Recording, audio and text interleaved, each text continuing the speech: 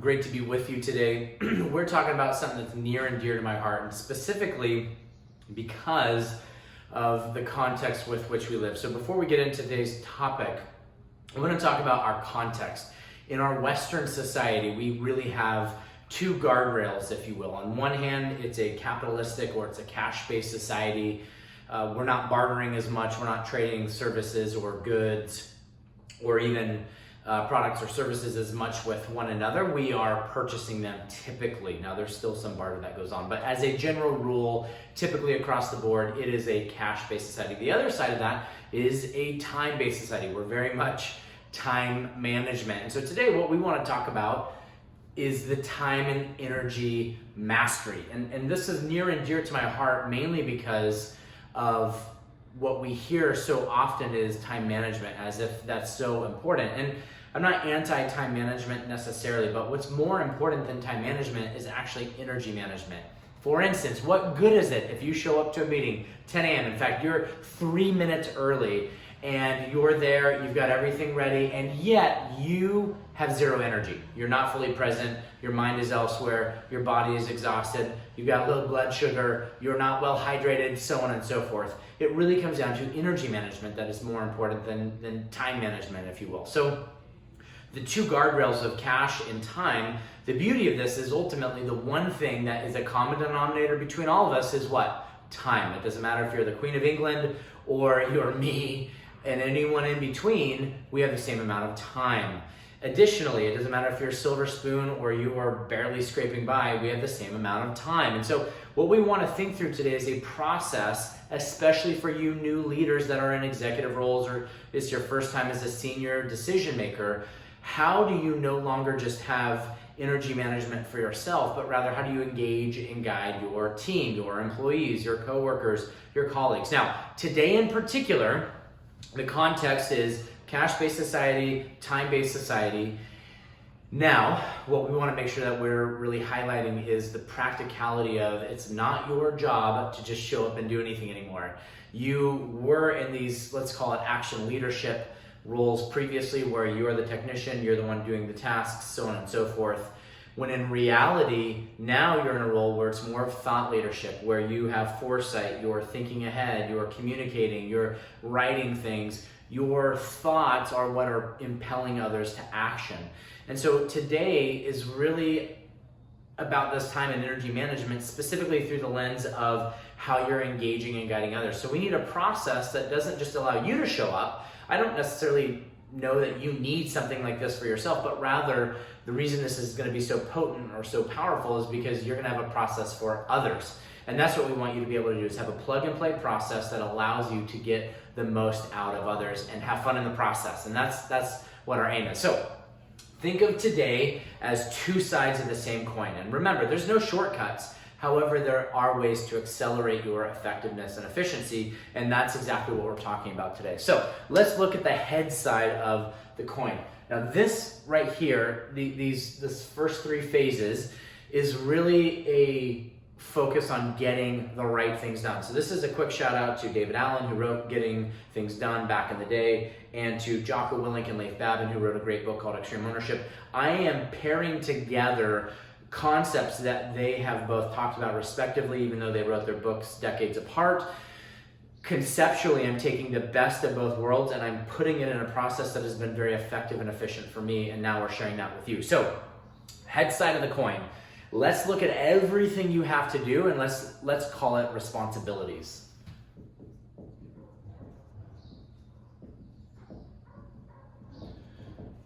These responsibilities don't really matter if they're personal or professional. You're still on tap to get them done. So how do we get all the responsibilities, have fun in the process, make sure it's long-term sustainable and successful, which we can define success later, but let's just imagine that we understand what success looks like for us. It should be fun, should be sustainable, should be successful. How do we do that? Well, there's three phases. Phase number one.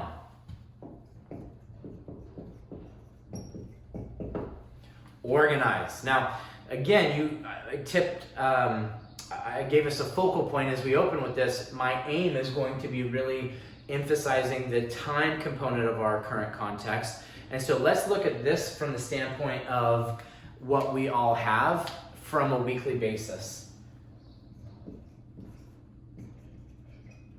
We all have 168 hours in the week.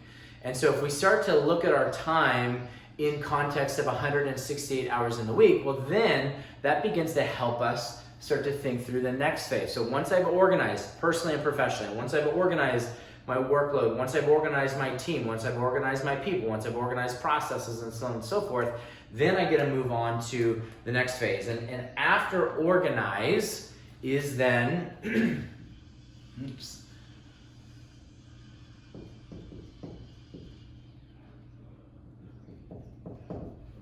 Next up is prioritize. And so this prioritize phase is really key because ultimately it allows us the opportunity to take what we need to do in a week and start to prioritize it for the day. You have 1,440 minutes in the day. So now we've started to take the week, we've started to prioritize it into the day. Certain days need to get done particular tasks, and other days are other tasks. And again, I'm looking at the entire week. When you get home from work, whether you're doing graveyard shift or day shift, whether you have you work Monday, Wednesday, Friday, it doesn't really matter. I really want you to win in both personal and professional. Because again, if you're not dominating each area of life, there's 8 key areas, then you decrease the likelihood of actually having fun, being sustainable, and being successful. And so that's always gonna be the focus. So once we organize, then we prioritize. Now we get to do the fun thing, and that is execute. Now, this idea of execute is really leaning into a couple of things, but think about it from the standpoint of going back to that energy management. I want you to execute in terms of the things you're getting done in the proper manner. So this is our action specifically from the standpoint of proper action.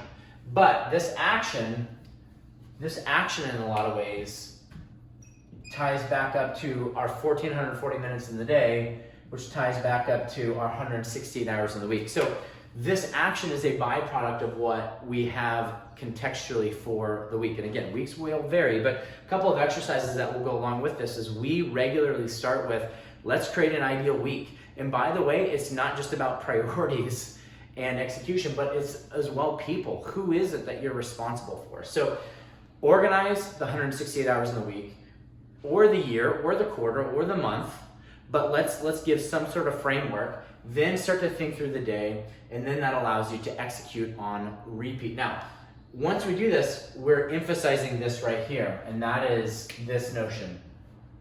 There are disproportionate responsibilities that you need to get done, and some of you need to understand as leaders, as decision makers, as CEOs, as executives within your organization, some of you, your right things may actually be cultivation of people. It may be, we have one client who goes around and part of his day-to-day checklist, if you will, or time blocking exercises is specifically going and shaking hands and kissing babies. In other words, checking in on his people. Who's in the office? How can he say hi? How can he be familial? How can he care for people? There's no agenda other than let me genuinely show you that I care for you. So this is the head side of the coin. Let's switch gears now and start to look at the next element in this process. Now, if you'll notice, and if you're a visual person, there's a reason that this looks like an hourglass of sorts. It's because I want us to understand contextually, time is the one thing we all have the same amount of. It doesn't matter who you are. We have the same 168 hours in the week, 1,440 minutes in the day, and if you can start with that, it can start to allow you an increased likelihood of getting things done. Again, no shortcuts, but there are accelerants. So now, let's say once we figure out organize, prioritize, execute for our life, personal and professional, now let's start to lean into the tail side of the coin. And this is, in my estimation, what is really, really fun. Now we got to start to think through, we've organized our life. Now, phase number 1 of this tails of the cone, or this coin or this next phase of the process is most encouraging, and that is the optimize phase. How often have you heard, you need to maximize? You have no business maximizing anything, whether you're private sector, public sector, or nonprofit, unless you first optimize. I often call this tail side of the coin the maximization myth, mainly because people think I need to maximize. What business do you have maximizing anything if you are not first optimized? So let's think of optimize this way. Think of it in terms of being effective. If you're not first effective, you're going to hinder greatly your ability to maximize anything. So phase number one is be very, very effective. Now, once you're effective, there's a state, or a phase rather, a step in between optimization and maximization, and specifically, that is called multiply. You're at the multiplication phase. Personally or professionally, you should be able to multiply across your world, personal or professional. You should be able to multiply your processes. So whatever you're optimizing, whether it's for me, my part of my optimization process is when I wake up, before anyone else in the family, by the way, I have my morning mindset where I just get my mindset right, so I'm optimizing that. Then I have my silence and solitude. Then I have my garage gym time. Then I work through my daily admin. Then I get ready and so on and so forth. Each of those responsibility or each of those stations or each of those time blocks, I am optimizing, so I'm very effective. But then once I do that, then I get to move into the multiplication phase, and this is my ability to actually be very efficient. So, for instance, now when I wake up in the morning, everything is laid out. I have my protein and supplements ready. I have my water. I've got my toothbrush. I've got my coffee in the machine. I've got each of the different things I need for each of those different time blocks or phases. I am becoming very, very efficient. And what's really interesting is it took a lot of work on the front end of getting these processes or systems dialed in, but with continued commitment to it, it allows me to become more effective. And finally, now we get into what is the sexy thing that everybody talks about, and that is specifically maximize. What is interesting about the maximize phase is specifically, when you think about it, it is your commitment or your ability to be excellent.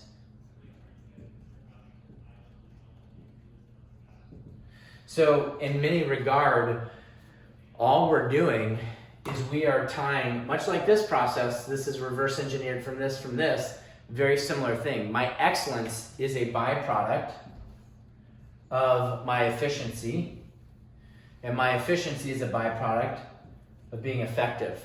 And so once we do that, this excellence allows me to have greater profit margin, greater performance, greater productivity, greater relationships with the people. And all we've done is we've reverse engineered. We've started with what is being effective. And by the way, this optimization goes all the way back up to this. So in closing, what I want you to hear is that it's less about hurry up and get things done, and it's more about pausing, take a step back, think for a moment, take a deep breath if you need to, grab a Jocko Go if you need some mental, cognitive, and physical energy, which is healthy, by the way, and think through how you can look at your life so that you have a process to not just big picture, organize, prioritize, execute your responsibilities, but then have the continuous improvement part of getting the right achievements done. So you can optimize, you can multiply, and you can maximize, and you can plug and play with others. So there's gonna be a couple of handouts with this. We're gonna look at your week, we're gonna look at your day, we're gonna look at your life. We want you to have plug and play processes so that you can engage and guide others. And once we figure this out, once we tweak it, and once we adjust it, and once we make it work for us, we apply it to all those that we are coaching and mentoring. We should always be coaching up or coaching out. Either way, we're coaching people because we genuinely care. But this process allows us to get things done and be really effective and efficient and excellent, by the way, at the inclusion of others, not the exclusion. And that's what we really want to be able to do, is how do we include, how do we help while continuing to get things done and providing value in the marketplace. All right, let's get after it. I'm pulling for you.